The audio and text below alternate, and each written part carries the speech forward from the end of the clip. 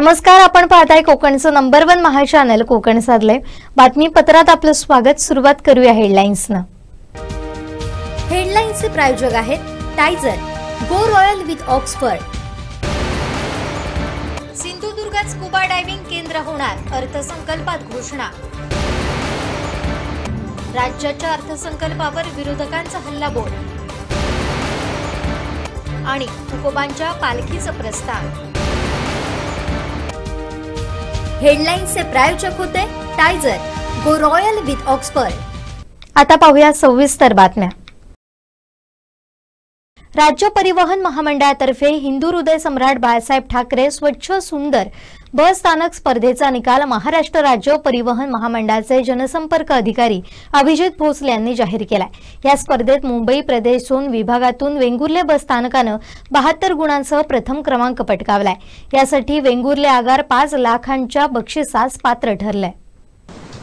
राज्य परिवहन महामंडळातर्फे हिंदू हृदय सम्राट बाळासाहेब ठाकरे स्वच्छ सुंदर बस स्थानक स्पर्धेचा निकाल महाराष्ट्र राज्य परिवहन महामंडळाचे जनसंपर्क अधिकारी अभिजित भोसले यांनी जाहीर केलाय। या स्पर्धेत मुंबई प्रदेश झोन विभागातून वेंगुर्ले बस स्थानकाने 72 गुणांसह प्रथम क्रमांक पटकावलाय। यासाठी वेंगुर्ले आगार 5 लाखांच्या बक्षिसास पात्र ठरले। महाराष्ट्र राज्य परिवहन महामंडळाच्या माध्यमातून राज्यातील 31 जिल्ह्यातील राज्य परिवहन महामंडळाची आगार आणि बस स्थानक यांची नियमित तपासणी व्हावी, प्रवाशांना सेवा सुविधा मिळतात की नाही, याबरोबर आगार आणि बस स्थानकात गाड्यांसह परिसराची स्वच्छता राहते की नाही याची दरवर्षी पाहणी व्हावी, या दृष्टीने प्रवाशांना सोयी सुविधा देण्याच्या उद्देशाने राज्य परिवहन महामंडळामार्फत हिंदू हृदय सम्राट बाळासाहेब ठाकरे स्वच्छ सुंदर बस स्थानक अभियान स्पर्धात्मक स्वरूपात राबवण्यात येत आहे। या स्पर्धेत सहभागी असलेल्या सिंधुदुर्ग जिल्ह्यातील 18 बस स्थानकांची तपासणी कोल्हापूर, सांगली, रत्नागिरी विभागाच्या समितीतर्फे झाली होती। या समितीत विभाग नियंत्रक, विभागीय अभियंता, विभागीय उपअभियंता, विभागीय कामगार अधिकारी, सांख्यिकीय अधिकारी, स्थानिक प्रवासी संघटनेचे अध्यक्ष राधाकृष्ण वेतुरेकर, पत्रकार भरत सातोसकर, प्रवासी मित्र वैभव खानोलकर या सदस्यांचा सहभाग होता। आषाढी वारीसाठी जगद्गुरू श्री संत तुकाराम महाराजांच्या पालखीचं पंढरपूरकडे प्रस्थान झालंय। पालखी सोहळ्यासाठी राज्याच्या कानाकोपऱ्यातून लाखो वारकरी देहूत दाखल झाले। पहाटेपासूनच या प्रस्थान सोहळ्याला सुरुवात झाली। देहूकर महाराजांच्या काल्याच्या कीर्तनानं वातावरण प्रफुल्लित झालं। पाहुयात कीर्तन सोहळ्याची ही काही दृश्य।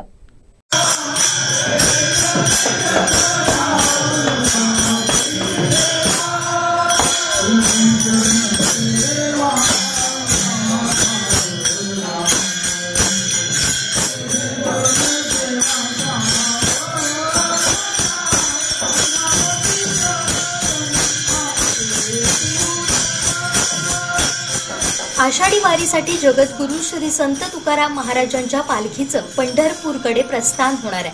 पालखी सोहळ्यासाठी राज्याच्या कानाकोपऱ्यातून लाखो वारकरी देहूत दाखल झाले। पहाटेपासूनच या प्रस्थान सोहळ्याला सुरुवात झाली। देहूकर महाराजांच्या काल्याच्या कीर्तनानं वातावरण प्रफुल्लित झाले। पाहुयात कीर्तन सोहळ्याची ही काही दृश्य।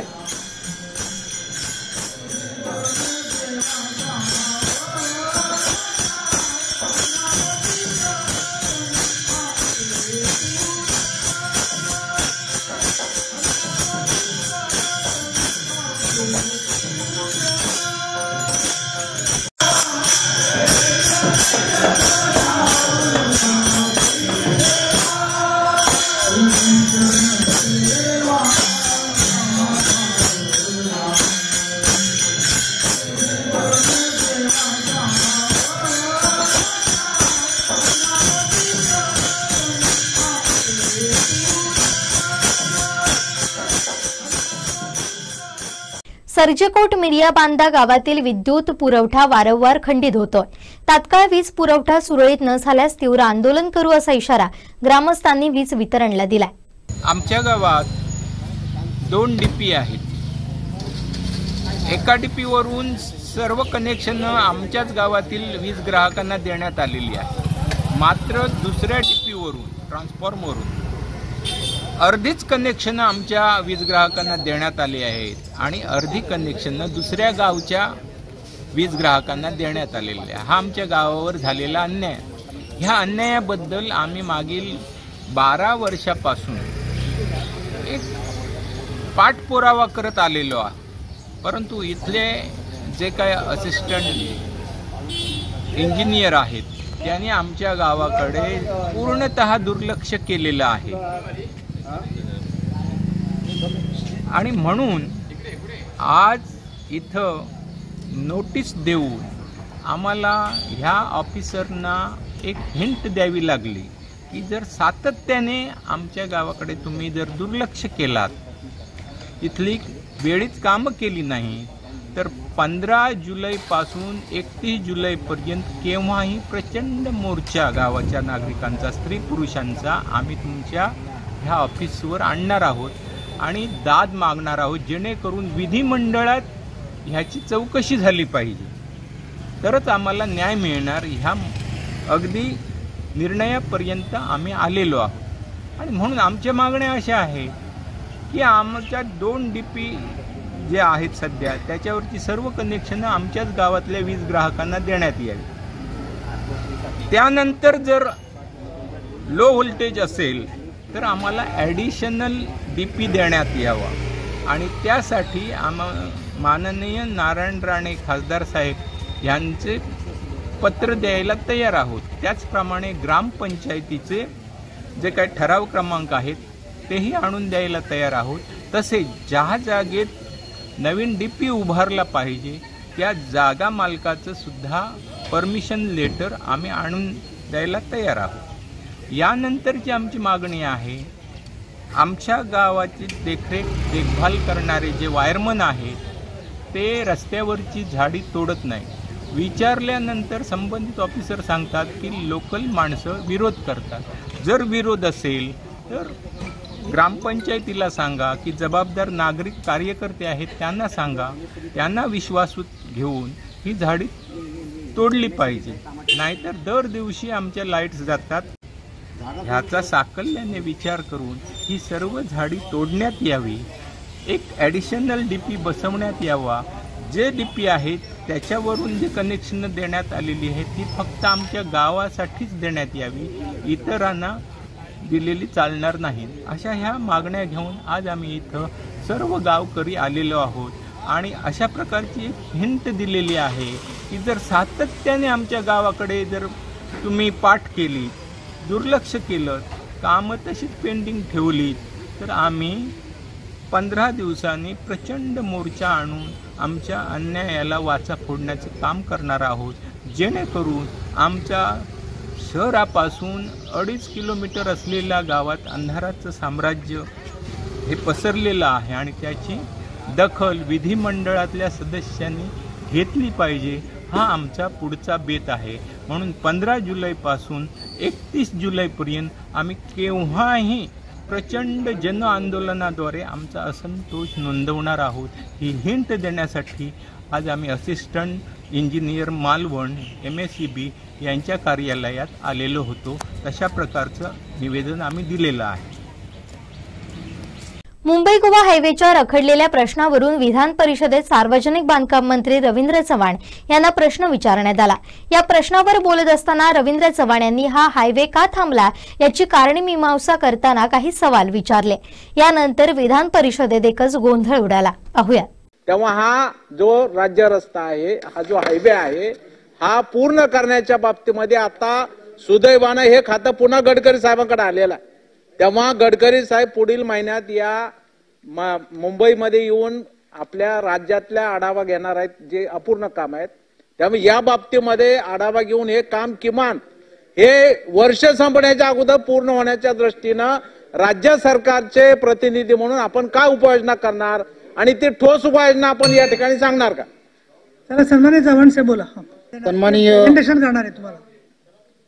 सदस्यांनी जो प्रश्न उपस्थित केला ही वस्तुस्थिती खरी आहे. सदरचा रस्ता जो आहे, हा रस्ता जो आहे तो सार्वजनिक बांधकाम विभागाच्या माध्यमातून त्यावेळच्या काळामध्ये नॅशनल हायवेला हा वर्ग करण्यात आला आणि वर्ग केल्यामुळे त्याचा BOT तत्वावरती करण्याच्या संदर्भातलं धोरण हे त्यावेळच्या काळामध्ये करण्यात आलं. जेव्हापासून या रस्त्याच्या कामाला जी आपण म्हणतो हा 550 किलोमीटरचा असणारा रस्ता आहे, यामध्ये वेगवेगळ्या पद्धतीने 10 पॅकेजेस हे करण्यात आले होते. आणि या 10 पॅकेजेसमध्ये वेगवेगळ्या पद्धतीने त्यावेळेची असणारी अनेक अडचणी यामध्ये होत्या. ज्यावेळेला रस्ता याचं चौपदरीकरण करण्याच्या संदर्भातला निर्णय घेतला त्यावेळेच्या काळामध्ये मी कोणाला दोष देणार नाही, परंतु त्यावेळेला सुद्धा त्या चौपदरीकरण करत असताना तिथे असणारं भूसंपादन जे आहे या प्रक्रिया त्यावेळेच्या काळामध्ये पूर्ण केल्या गेल्या नाहीत. आणि त्यामुळे जे कोणी कॉन्ट्रॅक्टर्स होते त्या कॉन्ट्रॅक्टर्स लोकांनी सगळ्यांनी त्यावेळेच्या काळामध्ये ज्या कामाला सुरुवात केली त्या कामाला सुरुवात केल्यानंतर तेव्हापासून आजपर्यंत कायदेशीर प्रक्रियेमध्ये हा रस्ता बऱ्याच वेळेला कोर्ट आणि याच्यामध्ये अडकत राहिला. परंतु गेल्या काही वर्षांमध्ये आपण त्यामध्ये आणि आदरणीय गडकरी साहेबांनी सुद्धा त्यामध्ये जातीने लक्ष घालून नव्याने यामध्ये कोणत्याही परिस्थितीमध्ये हा रस्ता पूर्ण झाला पाहिजे म्हणून काय काय करता येऊ शकतं म्हणून पॅकेज वाईज त्यामध्ये जे जे बदल करायला हवेत ते बदल करण्याचा प्रयत्न केला. पहिल्यांच्या 2 पॅकेजेस जे आहेत ते सुप्रीमोकडे होतं, ते कोर्टामध्ये होते. त्यांनी त्यामध्ये ज्या पद्धतीने त्यांची वागणूक होती कोर्ट आणि ती लोक सगळीजण भांडतायत, परंतु त्यांना आपण कोणत्याही परिस्थितीमध्ये तुमचं जे कोर्टामध्ये करायचे ते करा, परंतु हा रस्ता आणि रस्त्याच्या कामाला तुम्ही कुठे अडवणूक करू नका या सगळ्या गोष्टी सांगितल्यानंतर आता पहिलं पॅकेज जे आहे जे पनवेल पासून सुरू होतं, पनवेल पासूनचं असणारं जे पहिलं पॅकेज आहे ते 42 किलोमीटरचं पॅकेज आहे. हे 42 किलोमीटरचं पॅकेजमध्ये पूर्ण दोन्ही बाजूचा जो रस्ता आहे दोन्ही बाजूचा असणारा रस्ता जो आहे त्याला व्हाईट टॉपिंगने पूर्णच्या पूर्ण रस्ता कंप्लीट झालाय.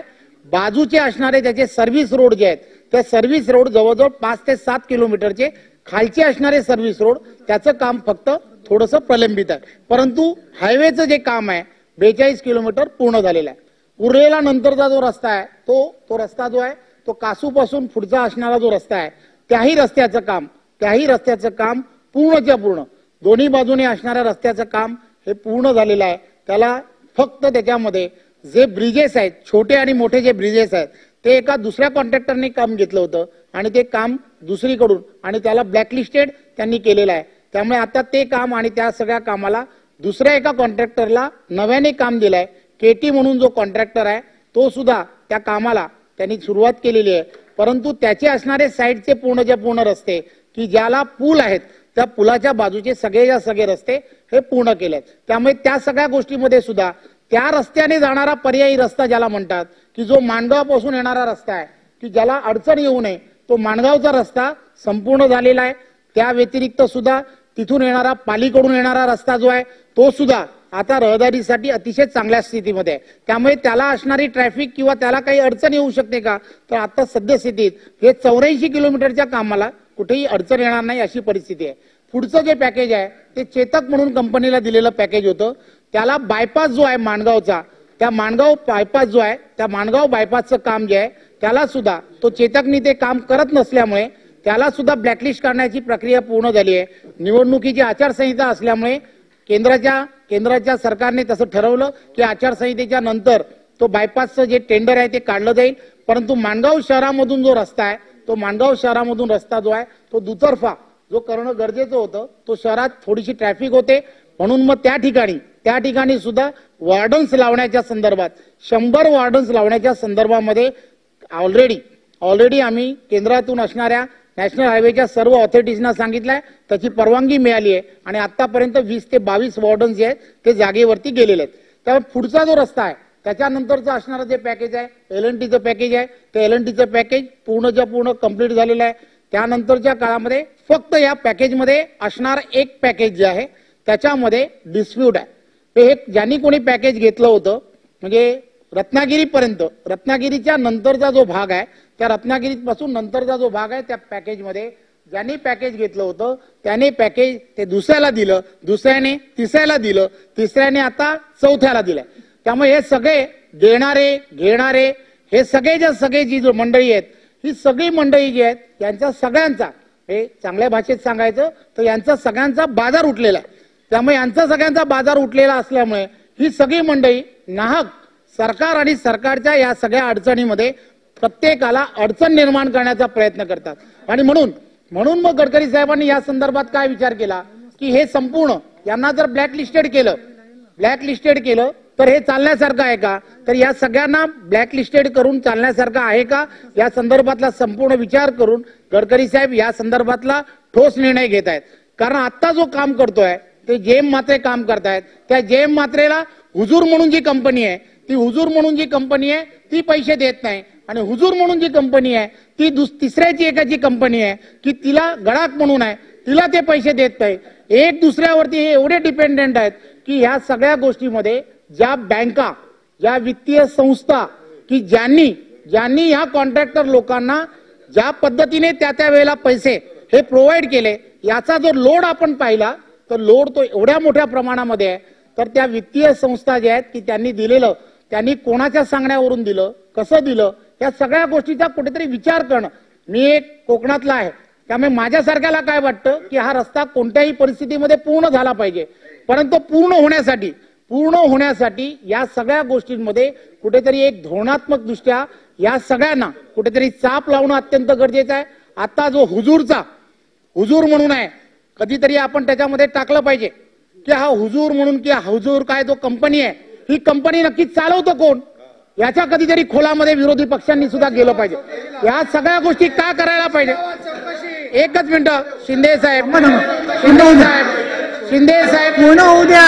ऐका, शांतता म्हटलं उत्तर द्या. मला मुंबई गोवा करणं आणि या सगळ्या गोष्टींमध्ये मी का सांगतोय? थांबा, शांत बसा. ऐका शिंदे साहेब मी का म्हणतोय ना, त्याचं उत्तर तुमच्याकडे आहे, त्याचं उत्तर सुद्धा तुमच्याकडे आहे. पण मी हे का सांगतोय? अनिल परबजी इथेच आहेत, आम्ही सगळीजण कोकणातले आहोत. आम्हाला काय कळतंय की या सगळ्या गोष्टींमध्ये ही जी मंडळी आहेत ना, हीच मंडळी अतिशय वाईट आहेत की ज्यांनी या रस्त्याची पूर्णच्या पूर्ण या सगळ्या प्रक्रियेची वाट लावली. याचं कारण काय? तर याचं कारण एकमेव आहे की त्या वेळेचे असणारे सगळेच्या सगळे अधिकारी वर्ग आहेत. माझं हे सांगण्याचं तात्पर्य काय की या सगळ्या प्रक्रियेमध्ये ते त्याचा पार्ट आहेत. त्याच्यानंतर हा जो रस्ता आहे या संदर्भातलं गडकरी साहेब असं म्हणालेत, ते मुंबईच्या संदर्भामध्ये म्हटलंय की हे जे पॅकेज आहे या पॅकेजच्या संदर्भात ते योग्य निर्णय घेणार आहेत. परंतु पुढचा असणारा राजापूर पासून पुढचा असणारा सिंधुदुर्गातला रस्ता हा अतिशय सुस्थितीमध्ये, त्याच्यात काही अडचण नाही. शिंदे साहेब, चव्हाण साहेब, सचिन भाऊ ऐकून घ्या. चव्हाण साहेब कन्क्लूड करा. मुंबई कन्क्लूड करा. थांबा. चव्हाण साहेब कन्क्लूड करा. चला. ज्यांनी प्रश्न विचारला, सचिन भाऊ ज्यांनी प्रश्न विचारला त्यांना सविस्तर उत्तर अपेक्षित आहे. खाली बसा. चव्हाण साहेब कन्क्लूड करा.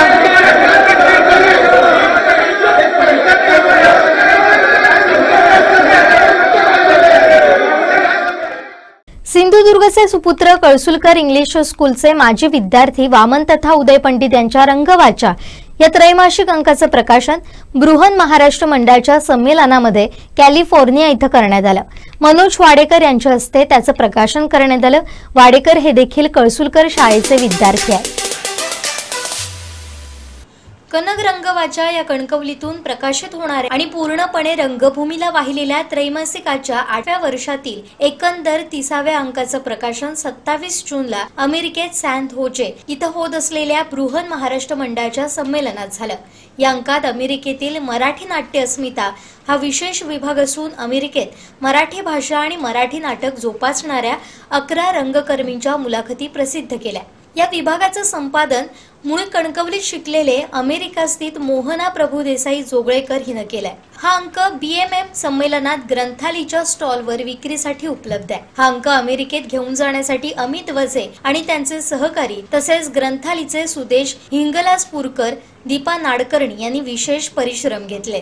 हल्ली मासिकांची मात्र दुरावस्था झालेली आहे. त्यातून गंभीर विषयांवरच्या मासिकांना अक्षरशः अवघड दिवस आलेले आहेत. अनेक मासिकं बंद पडतात आपण पाहतो. पण अशा सगळ्या परिस्थितीतही रंगवाचा मात्र दर 3 महिन्यांनी प्रकाशित होत आहे. त्याचं खरंच आम्हाला सर्वांना कौतुक आहे. आणि याचं वैशिष्ट्य आज इथं प्रकाशित होणाऱ्या अंकाचं वैशिष्ट्य असं आहे, त्याच्यामध्ये अमेरिकेतल्या 11 रंगकर्मींच्या मुलाखती आहेत. तर असं हे मासिक आज इथे प्रकाशित होतं, ज्याचं नाव रंगवाता. ते मासिक ग्रंथालयाचा स्टॉल आहे आपल्या इथं. या 4 दिवसांमध्ये तुम्हाला जसं जमेल तसं ग्रंथालयाच्या स्टॉलवरती जाऊन हे मासिक विकत घ्या. अत्यंत अल्प दरात हे मासिक उपलब्ध आहे. तिथे मेंबरशिपचे पण फॉर्म्स असतील, ते पण कोणाला जर मेंबरशिप घ्यायची असेल तर नक्की घ्या. आणि एवढं बोलून मी विनंती करतो आनंद इंगळे, शरद पोंक्षे सर, त्याचबरोबरीनं कलाचे 2 जण जे आहेत, आनंद घाणेकर सर आहेत का इथे? आनंद घाणेकर सर, आनंद घाणेकर हे कलाचे 2 त्यांना विनंती करतो. आणि मनोज वाडेकर कलाचे अध्यक्ष,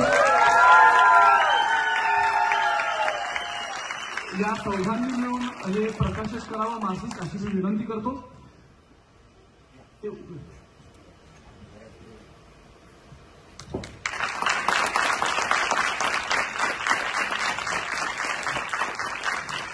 इतर परीक्षकांनी माझ्यावर रागवू नये अशी मी विनंती करतो.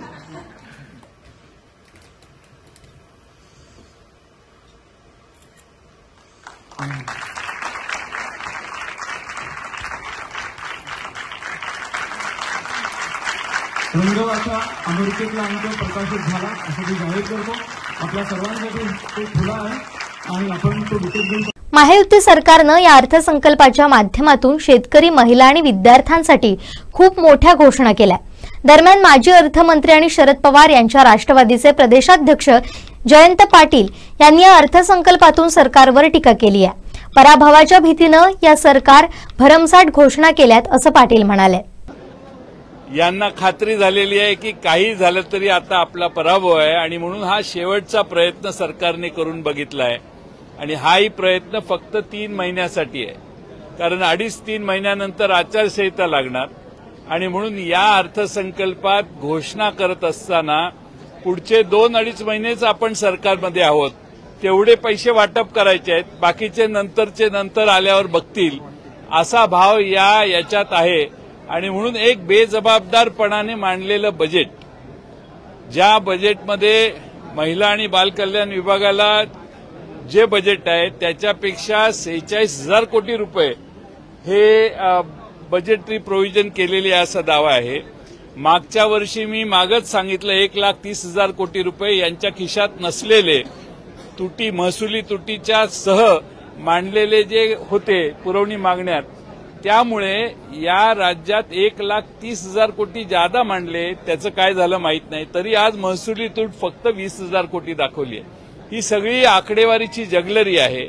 आणि हे करत असताना पेट्रोल, डिझेल आणि गॅसचे दर कमी करण्याचा जो आव आणलेला आहे, मागच्या वेळी लोकसभेच्या आधी मोदी सरकारने हेच केलं. 2 महिने आधी दर कमी केले आणि आता त्याच्यानंतर ह्या निवडणुका झाल्या की पुन्हा हे दर वाढवणार आहेत. हे सगळ्या महाराष्ट्राला आणि देशाला माहिती आहे. तीच पद्धत या सरकारची सध्या दिसते. कोणत्याही परिस्थितीमध्ये आपल्याला विजय मिळणार नाही निवडणुकीत. मग आता शेवटचा प्रयत्न पैसे वाटण्याचा करा. आणि हे पैसे वाटत असताना जसं नाना पटोले यांनी सांगितलं की काँग्रेसच्या जाहीरनाम्यात 8,500 रुपये होते, पण यांनी फक्त 1,500 रुपयाचीच दानत दाखवली. म्हणजे महाराष्ट्रातल्या महिलांना तुम्ही आधार देण्याचा प्रयत्न करताय तर तो आधार सक्षमपणाने द्यायला पाहिजे होता, पण काहीतरी दिलं याचं साधारणपणे वातावरण निर्माण करण्याच्या पलीकडे कोणतंही पाऊल पडत नाही. माझ्या मते हा अर्थसंकल्प हा फक्त घोषणा करून ठराविक वर्गाला प्लीज करणं आणि आपल्या पराभव जो मागच्या लोकसभेत झालेला आहे, जो प्रचंड महाराष्ट्रातल्या जनतेने केलेला आहे, त्या पराभवातून काही प्रमाणात वाचण्याचा प्रयत्न या निमित्तानं या सरकारने केलाय. आपल्याला मी एक पॅराग्राफ वाचतो आणि तो पॅराग्राफ वाचल्यावर तुमच्या ह्या बजेटचं सार लक्षात येईल. पॅरा नंबर 101 मध्ये त्यांनी पॅराग्राफमध्ये असं सांगितलेलं आहे, अनेक योजना जाहीर केल्या, त्या योजनांचा म्हणजे आमच्या सहकार कायद्यात शेवटी खाली असतं की वरीलपैकी जे काही नसेल ते करण्याचा अधिकार आम्हाला आहे. तसं हे पॅरा शेवटचा जवळपास आहे 101 नंबरचा. मी आपल्याला पॅराग्राफ वाचून दाखवतो. म्हणजे मी आज बजेट जे मांडलेलं आहे ते बजेट असंच मांडलेलं आहे आता सुसूत्रीकरण आम्ही नंतर करणार आहोत. म्हणजे त्याचं मूल्यमापन आम्ही योजना केलेल्या आहेत, त्याचं मूल्यमापन न करता आम्ही योजना जाहीर केलेल्या आहेत असा याचा अर्थ होतो. मी वाचतो. I have announced ambitious new schemes for various sections of society in this budget. It has been decided to form a high-level committee to evaluate the schemes and to rationalize them so that the benefits reach directly to the eligible beneficiaries in the state. याचा अर्थ मी असा काढतो की याचं मूल्यमापन न करता या जाहीर घोषणा गडबडीत केलेल्या आहेत. आता एक कमिटी बसणार, त्याचं मूल्यमापन करणार आणि मग याच्यात कशी कटौती करता येईल आणि कशा पद्धतीने मग कारण दाखवून म्हणजे तुम्ही अमक्याच कागदपत्र भरा, अमकेच कंडिशन्स काढा, कंडिशन्स वाढतील आणि मला खात्री आहे की या पद्धतीचा जे जाहीर केलेलं आहे त्यातल्या कोणत्याही गोष्टी फलद्रूप होणार नाहीत. महाराष्ट्रातल्या जनतेला काही दिलासा देण्याचा प्रयत्न यातनं जो केलेला आहे तो महाराष्ट्रातल्या जनतेची निव्वळ फसवणूक आहे. महाराष्ट्राचे एमएसईबी बोर्ड जे आहे त्याची थकबाकी किती आहे आणि त्या बाबतीत खरं म्हणजे मागच्या थकबाकीला माफ करणं हा जर निर्णय झाला असता तर त्याचं मोठं स्वागत महाराष्ट्रातल्या जनतेने केलं असतं. आता इथून पुढे यांचं राज्य 2 महिने आहे तर पुढची सुपारी घेणं हे जबाबदारपणाचं लक्षण नाही. म्हणून मी मगाशी सांगितलं की मागं काय आहे, एमएसईबीच्या समोरचे प्रश्न काय आहेत याच्याबद्दल कुठेही भाषणात याचा उल्लेख नाहीये. पण पुढे मी अमकं करणार आहे म्हणतात. यालाच मी म्हणतो की हे बेजबाबदारपणाचं लक्षण आहे. त्यांनी जर बजेटमध्ये सांगितलं असतं की एवढी जबाबदारी आमच्यावर ऑलरेडी आहे महाराष्ट्र सरकारवर, जी आम्हाला महाराष्ट्र सरकारच्या वतीनं त्यांना द्यायची आहे, तर मग मी समजू शकतो किंवा थकबाकी एवढी आहे याची वसुलीची हे कार्यक्रम आहेत.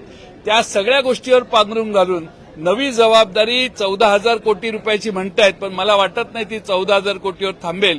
किमान 28 ते 30,000 कोटी रुपये हे या योजनेसाठी लागतील. म्हणून मी वारंवार सांगतोय हे बजेट फक्त 2-2.5 महिन्याचं आहे. हे सत्तेतून बाजूला गेल्यानंतर आम्ही ज्यावेळी सत्तेत येऊ त्यावेळी अशा गोष्टी आणि या सगळ्या संदर्भात आम्हाला महाराष्ट्रातल्या जनतेला दिलासा देण्याचं काम पुढे करायचंच आहे. ते आम्ही योग्य त्या पद्धतीनं व्यवस्थितपणानं करू. आणि एक शेवटचा आणखीन एक मुद्दा वारकरी दिंडींना अनुदान देण्याची घोषणा केलेली आहे. छत्रपती शिवाजी महाराजांनी देखील तुकोबारायांना नजराना पाठवलेला होता. त्यावेळी तुकोबारायांनी स्पर्श न करता तो परत पाठवला, त्यांचे आभार मानले. पण ही वारी महाराष्ट्रातली जी दिंडी निघते ती जागोजागी लोक भाविक स्वतः उत्स्फूर्तपणाने स्वखर्चाने येतात आणि तल्लीन होऊन त्या वारीमध्ये सहभागी होतात. जागोजागी लोक त्या ठिकाणी त्यांना अनेक ठिकाणी अन्नछत्र किंवा अन्नदात्यांच्याकडून अन्नदान केलं जातं. त्यामुळं 20,000ची मदत आवश्यक नाहीये, नको असं प्रशांत महाराज मोरे यांनी ऑलरेडी म्हटलंय, अनेकांनी म्हटलेलं आहे. आणि त्यामुळं महाराष्ट्रातली वारी ही स्वाभिमानाची वारी आहे. महाराष्ट्रातल्या वारकऱ्यांचा स्वाभिमान हा तसाच ठेवून ही वारी महाराष्ट्राची आज नाही शेकडो वर्षापासून चालू आहे. आणि त्यात हस्तक्षेप करणं आणि मी काहीतरी करतोय असं दाखवणं हे महाराष्ट्र सरकारच्या दृष्टीनं योग्य आहे असं आम्हाला वाटत नाही. तसं आम्ही रामाला आणलं तसा काही दिवसांनी आम्ही पांडुरंगापर्यंत तुम्हाला पोहोचवलं असा भाव निर्माण करायची शक्यता आहे. पण विनोदाचा भाग जाऊ दे. पण या महाराष्ट्राच्या जनतेची दिशाभूल करणारा हा अर्थसंकल्प एवढं नक्की. महायुतीनं जाहीर केलेल्या अर्थसंकल्पावर नाना पटोलेंनी निशाणा साधलाय. सोमवारपासून याचं पोस्टमार्टम करू असा इशारा काँग्रेस प्रदेशाध्यक्ष नाना पटोले यांनी दिलाय. यानंतर आपल्याला लक्षात असेल की या काही घोषणा झाल्यात याच्यामध्ये काँग्रेस पक्षाने ज्या 5 गॅरंट्या दिल्या होत्या त्याचा काही थोडा अंश आपल्याला याच्यामध्ये पाहायला मिळत आहे. याच्यामध्ये एक गोष्ट आपल्याला पाहायला मिळाली की आम्ही महिलांना दर महिन्याला 8,500 रुपये देणार होतो. पण या सरकारने 1,500 रुपयाची घोषणा केली. म्हणजे 7,000 रुपयाचं कमिशन. हे कमिशनखोर सरकार आहे. जसं कर्नाटकचं येदियुरप्पाचं सरकार आहे 40% कमिशनवालं होतं, तसं हे सरकार एकनाथ शिंदे आणि फडणवीस भाजपनी सरकार हे 60% कमिशनचं सरकार आहे आणि म्हणून या महागाईच्या काळामध्ये 1,500 रुपये देऊन महिलांना त्यांना एक प्रकारे फसवण्याचा प्रयत्न राज्याच्या सरकारने केलेला आहे. दुसरं आमची मागणी होती की तेलंगणामध्ये काँग्रेसचं सरकार आहे, या सरकारने सगळ्या शेतकऱ्यांचं कर्ज सरसकट माफ केलं आणि त्याचप्रमाणे महाराष्ट्रामध्ये सुद्धा शेतकऱ्यांचं सरसकट कर्ज माफ व्हावं ही मागणी उद्धवजी असतील, जयंतराव असतील, मी असेल, आम्ही सगळ्यांनी महाविकास आघाडी म्हणून आम्ही मागितलेली होती. सरकारने शेतकऱ्यांच्या तोंडाला पानं पुसलेलं आहे. इलेक्ट्रिक बिलाच्या बद्दलची सुद्धा मी आपल्याला सांगतो की शेतकऱ्यांची फसगत करण्याचा एक प्रयत्न घोषणेच्या माध्यमातून राज्याच्या सरकारने केलेला आहे. नोकऱ्यांच्या बद्दलचा मेगा भरतींचा याचा उल्लेख कुठलाही नोकऱ्यांच्या बद्दलचा उल्लेख सुद्धा या ठिकाणी केला गेला नाही. राज्यामध्ये एमपीएससीची पदं मोठ्या प्रमाणात खाली आहेत. पोलीस भरतीमधला गोंधळ आपण पाहिलेला आहे.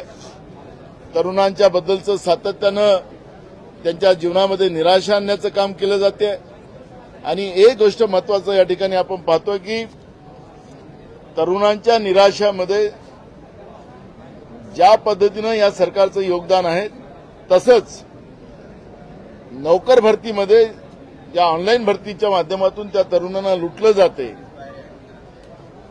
ते आम्ही आता पुढच्या काळात करणार नाही असं कुठलं सांगायला तयार नाही, पण तरुणांना आम्ही लुटू अशा पद्धतीची भूमिका या ठिकाणी आपल्याला पाहायला मिळते. हा पोकळ आणि निवडणुकीचा जुमल्याचं हा अर्थसंकल्प आहे. याचं पोस्टमॉर्टम आता सोमवारपासून आम्ही चालू करणार आहोत.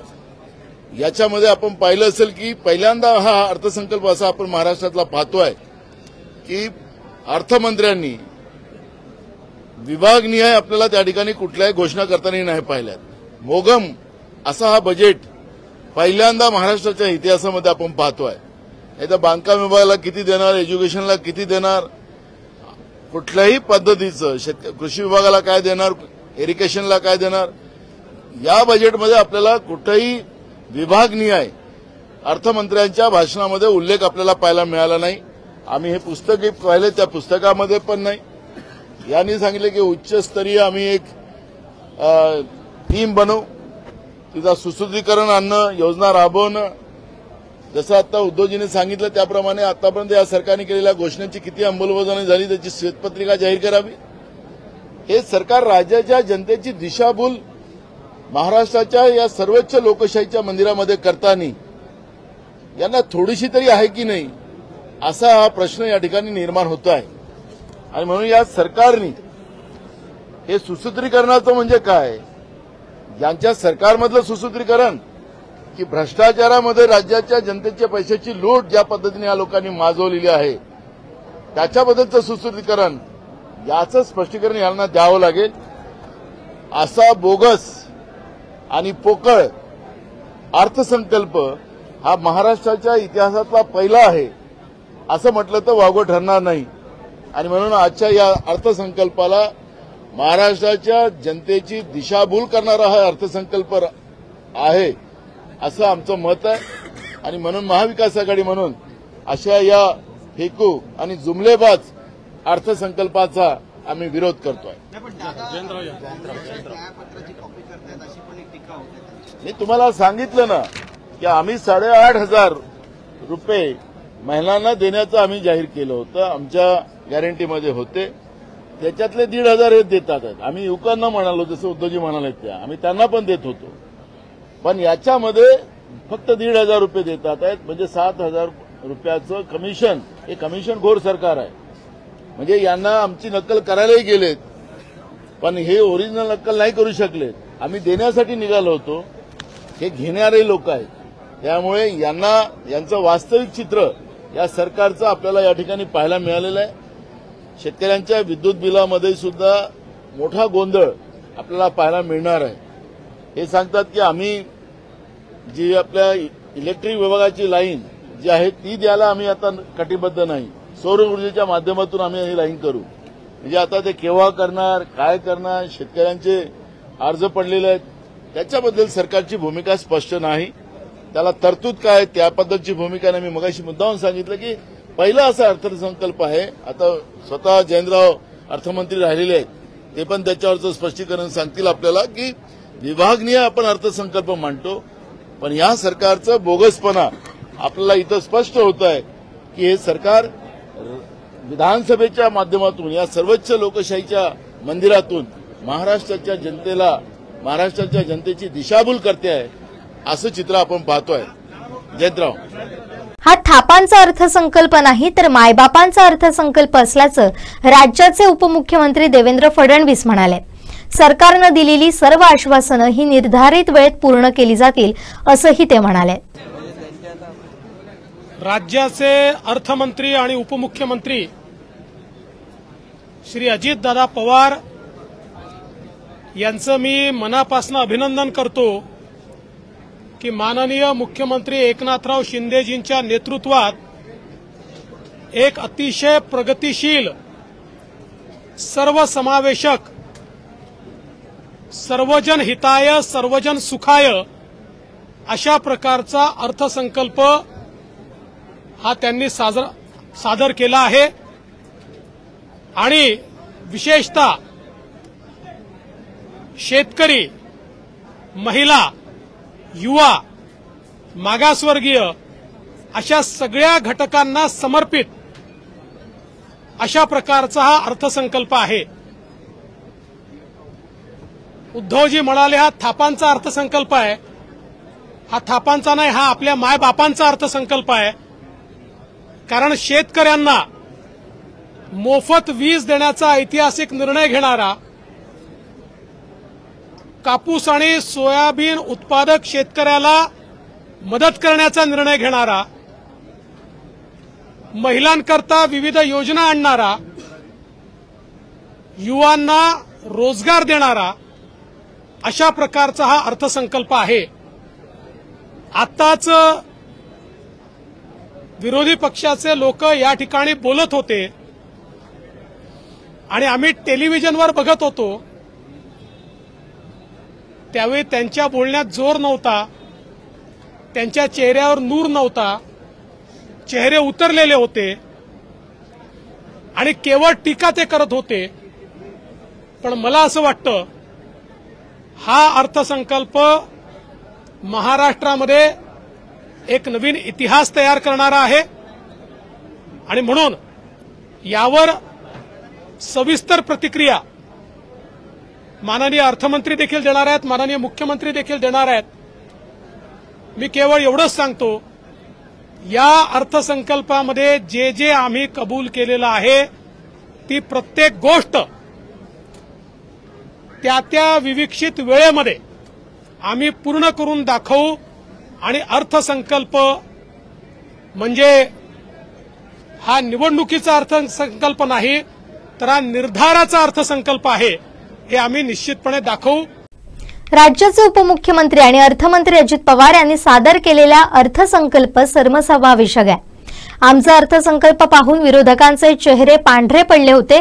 दिलेला शब्द तंतोतंत पाळणार आहोत. या निश्चयाचा निर्धाराचा अर्थसंकल्प आहे अशी प्रतिक्रिया मुख्यमंत्री एकनाथ शिंदे यांनी दिली. आणि आज खरं म्हणजे अर्थसंकल्प जो आहे, आमचे अर्थमंत्री आणि उपमुख्यमंत्री अजितदादा पवार यांनी सादर केला आहे तो सर्वसमावेशक आहे. आम्ही सर्वसामान्यांचं सरकार जेव्हा म्हणतो तेव्हा शेतकरी, कष्टकरी, कामगार, महिला भगिनी, युवा, ज्येष्ठ, वारकरी सगळे त्याच्यामध्ये आले. आणि आज या अर्थसंकल्पाचं वैशिष्ट्य जे आहे हे वैशिष्ट्य म्हणजे मुख्यमंत्री माझी लाडकी बहीण योजना, अतिशय महत्वाची योजना, डायरेक्ट आमच्या बहिणींच्या खात्यामध्ये 1500 रुपये महिन्याला, 1500 रुपये महिन्याला थेट जमा होणार. त्याचबरोबर महिलांच्या दृष्टीने सगळ्यात महत्वाचा असतो जेवण बनवायला गॅस. आता त्याच्यामध्ये 3 सिलेंडर वर्षाला म्हणजे मुख्यमंत्री अन्नपूर्णा योजना आम्ही केली. 3 सिलेंडर ते मोफत आम्ही देणार. त्याच्यामुळे विरोधक गॅसवर आलेले आहेत. आणि तिसरी आमची जी योजना आहे युवकांसाठी, जे मगाशी इथे सांगत होते युवक बेरोजगार आहेत. तुम्हाला मी सांगतो, आमचं सरकार आल्यानंतर सरकारी नोकऱ्यांवरचे निर्बंध आम्ही हटवले. जवळपास 1 लाख सरकारी नोकऱ्या आज मुलांना मिळाल्यात. आणि खाजगी कंपन्यांमध्ये स्किल डेव्हलपमेंट, स्टार्टअप आणि इतर माध्यमाच्या माध्यमातून मुख्यमंत्री रोजगार योजना याच्या माध्यमातून जवळपास लाखो लोकांना नोकऱ्या मिळाल्या. इथं केसरकर आहेत. जर्मनीमध्ये 4 लाख नोकऱ्यांचा एमओयू साईन झाला आपल्या राज्य सरकारबरोबर. आणि आता जे बेरोजगार आहेत सुशिक्षित त्यांना आम्ही 10,000 रुपये अप्रेंटिसशिप देणार आहोत. हा देखील ऐतिहासिक निर्णय पहिल्यांदा राज्यात होतोय. त्यामुळे बेरोजगार सुशिक्षित बेरोजगार जे आहेत त्यांना अप्रेंटिसशिप मिळेल. त्यांना नंतर ट्रेंड होऊन नोकऱ्या मिळतील. आणि जे अगोदर सांगत होते लाडली काय बहिणा काहीतरी नाही, लाडका भाऊ योजना तर आम्ही केली ना, 10,000 रुपये देतोय. पण त्यांनी तर 2.5 वर्ष लाडका बेटा योजना राबवली. त्याचं काय? आणि म्हणून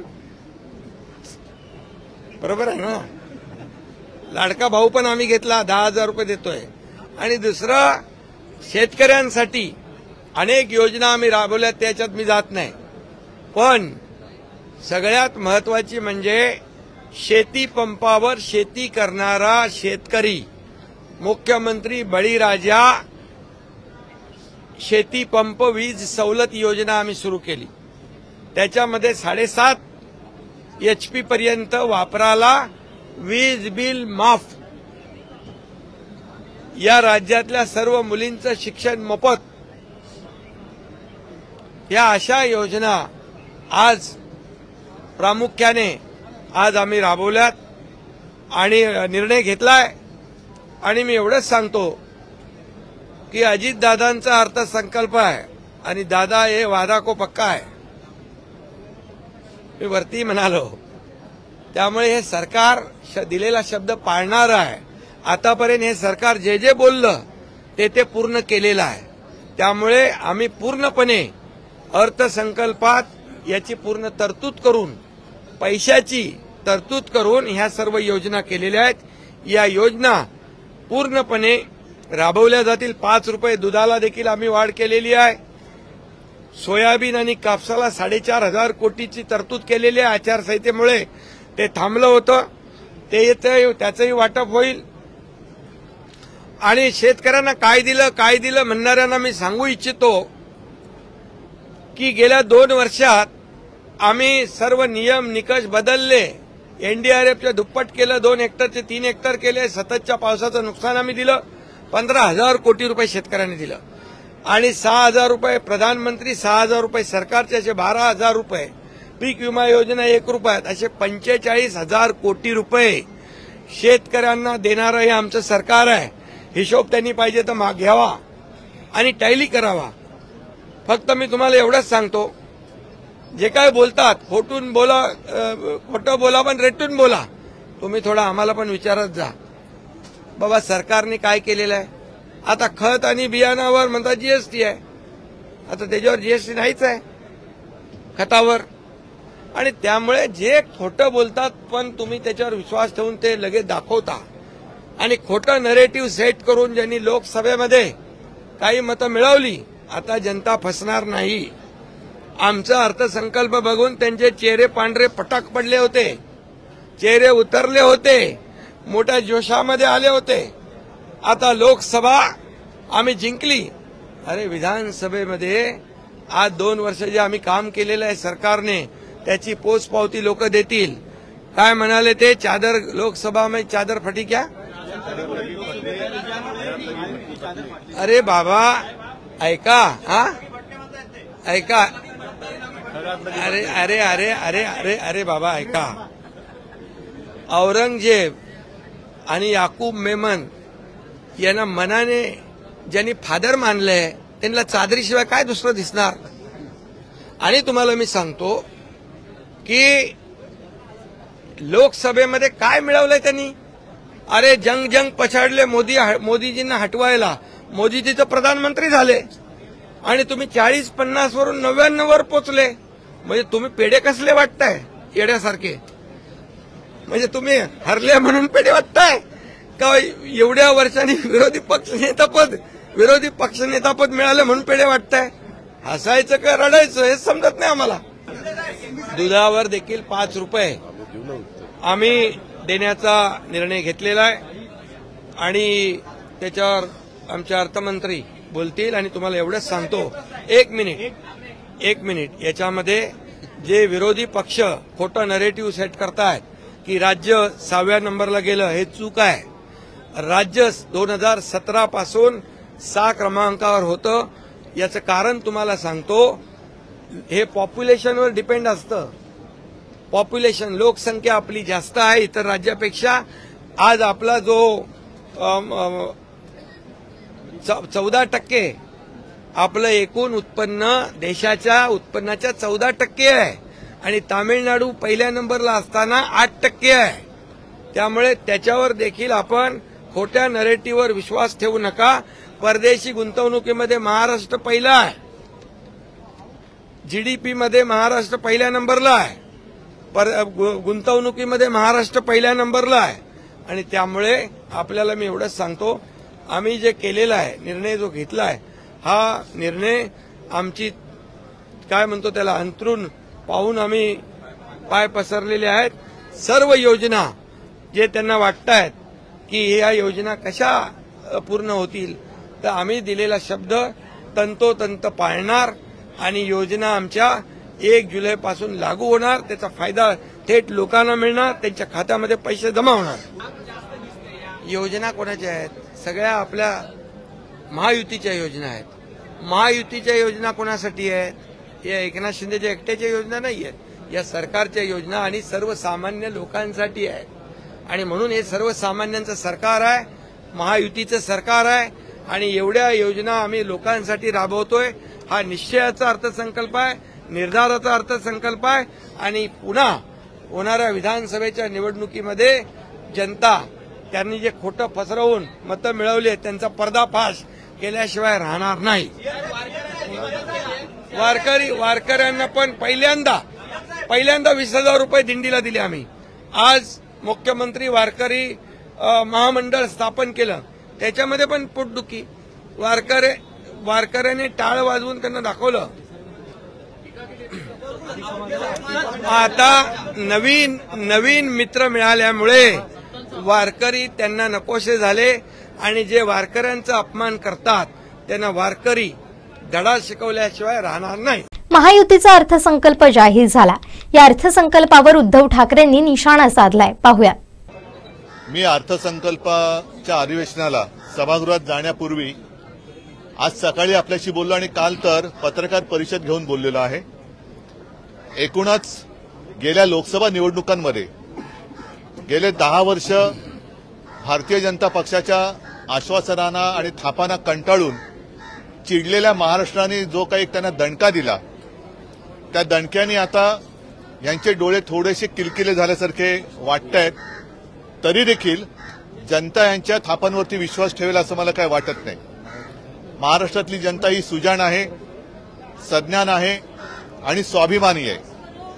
किती यांनी फसवण्याचा प्रयत्न केला तरी देखील महाराष्ट्र ओरबाडून गुजरातला नेण्याचं जे काही षडयंत्र हे आता उघड झालेलं आहे, ज्याबद्दल मी सभागृहात जाण्यापूर्वी आपल्याशी बोललो की आता महाराष्ट्र हा गुजरातच्या पाठी गेलेला आहे. यांचा प्रयत्न हाच आहे की काहीतरी धूळफेक करायची, जनतेला फसवायचं, रेटून खोटं बोलायचं आणि पुन्हा सरकार आणून महाराष्ट्र लुबाडायला सुरुवात करायची. अनेकदा आपल्याला कल्पना असेल की निवडणूक आल्यानंतर अशा काही घोषणा केल्या जातात.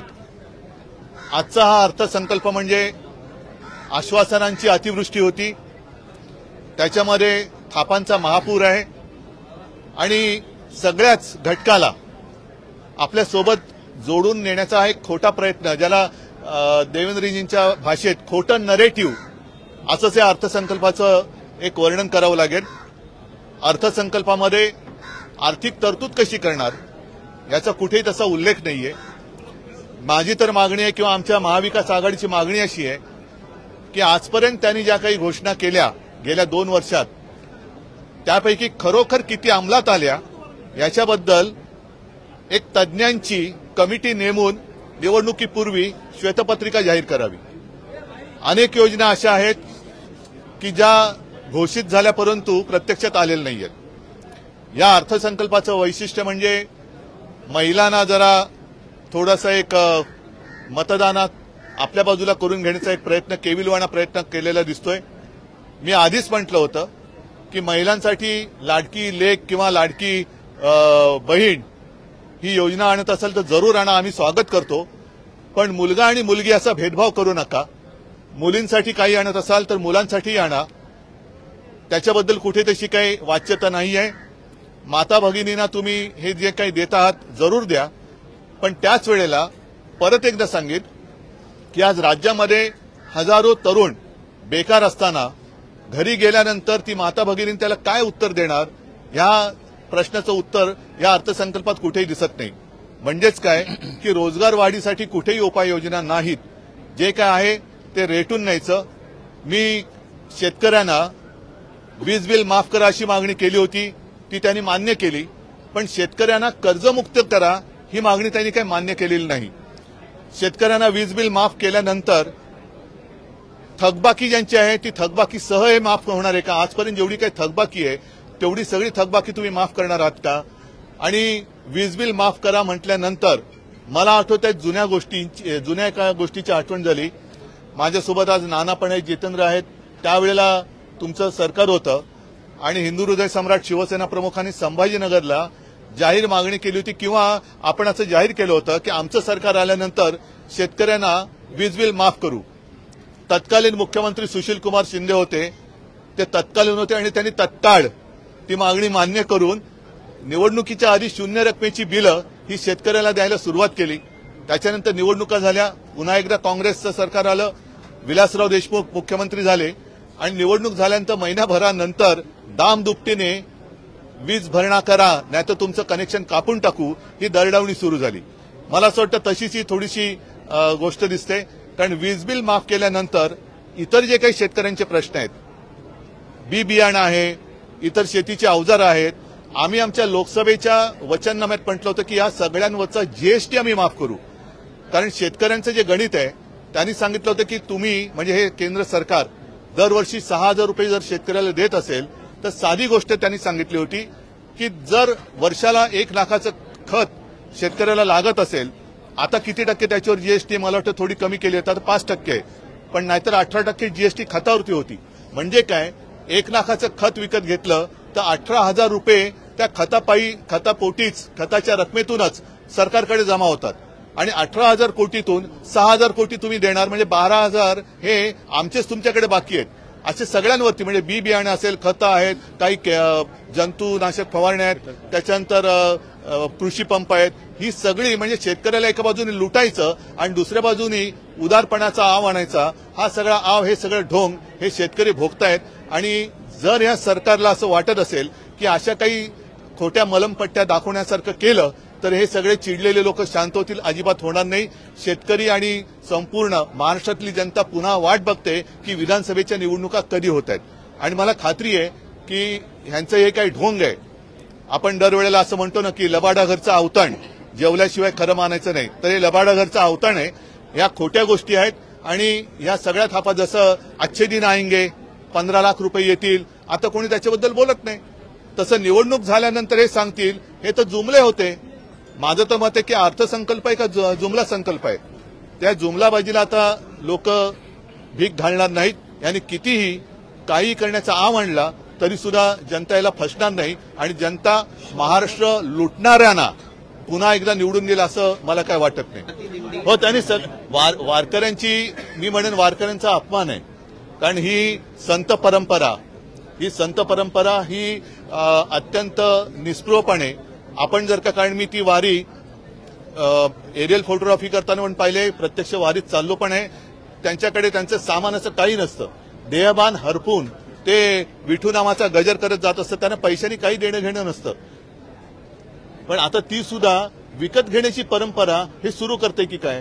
कारण हजारो वर्षांची ही परंपरा आहे, 700-800 ते 1000 वर्षाची. आजपर्यंत त्यांना कुठेही तशी काही कोणी गरज लागली, कारण त्यांचं सगळं काय असतं तो विठुराय आहे. म्हणजे अनेक वारकरी हजारो लाखोच्या संख्येने तिकडे जातात. मंदिरात त्यांना प्रवेश मिळत पण नाही, कारण एवढी गर्दी असते की मंदिराजवळ पण ते जाऊ शकत नाही. पण त्या मंदिराचा कळस बघून त्याच्यात ते आयुष्य सार्थकी लागलं असं मानतात. त्यांना तुम्ही पैशाचा लोभ दाखवू शकत नाही. एक गोष्ट अशी आहे, मला वाटतं ते आणखीन कुठलं ते अल्पसंख्याकांचं मौलाना आझाद, त्याची तरतूद वाढवली. म्हणजे या सरकारने आता हिंदुत्व सोडलं का? या सरकारने हिंदुत्व का सोडलं? निवडणुका तोंडावर आल्या म्हणून या सरकारने हिंदुत्व सोडलंय का? त्याची तरतूद त्यांनी वाढवली, मग यांनी सुद्धा हिंदुत्व सोडले.